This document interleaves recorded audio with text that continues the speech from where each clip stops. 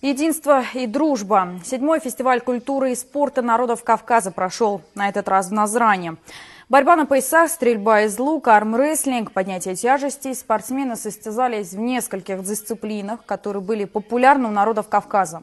Кроме того, участники фестиваля представили гостям свои подворья, каждое с неповторимым национальным колоритом. В торжественной церемонии открытия Кавказских игр приняли участие министр Российской Федерации по делам Северного Кавказа Лев Кузнецов и главы субъектов. Казбек Бутаев подробнее.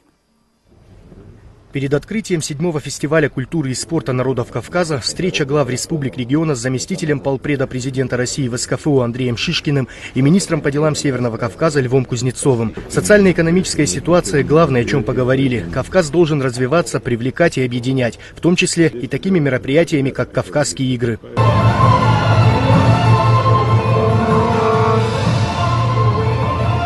Для гостей и болельщиков красочное театрализованное шоу с участием творческих коллективов Северного Кавказа. Затем торжественным маршем на стадион вышли спортивные команды. Флаг фестиваля по стадиону пронесли олимпийские чемпионы, выходцы из республик Северного Кавказа. После главы субъектов региона вместе зажгли огонь фестиваля.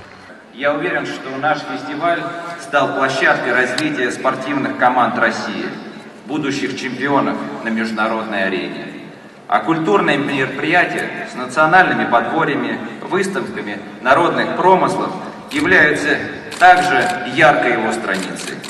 В церемонии открытия Кавказских игр принял участие глава Северной Осетии. Вместе с руководителями соседних республик он посадил дерево на символической аллее дружбы. По словам Вячеслава Битарова, фестиваль очень важен для становления дружественных отношений между субъектами СКФО. Если не будут проводиться такие мероприятия, как сегодня, это не только спортивные мероприятия, но и культурные мероприятия, то я думаю, что не будет и взаимопонимания. Это позволяет общаться не только участникам соревнований, но и всем тем, кто прибывает на эти мероприятия. Это наши жители, наши граждане. Они также общаются между собой. Ну и, конечно же, главам субъектов тоже дополнительная площадка для общения.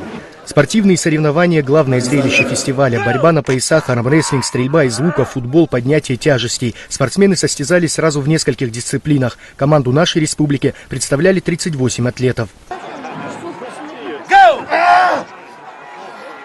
Каждая республика представила гостям фестиваля свои подворья. Национальная кухня, костюмы, предметы обихода, оружие. Все, что может рассказать о вековых традициях. Северная Осетия встретила концертом с участием конников, дуалистов и танцоров. Удивили ювелиры изделиями из бронзы и серебра.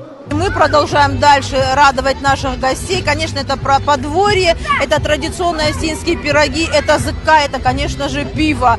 Поэтому мне кажется, что праздник удался на славу, и мне кажется, что следующий праздник будет еще прекраснее. Фестиваль собрал тысячи гостей со всего Кавказа. Для каждого это праздник добра, дружбы и взаимопонимания между народами одного на всех регионов. Это праздник, я не знаю, всего, души. Тут вообще и дети, все радуются.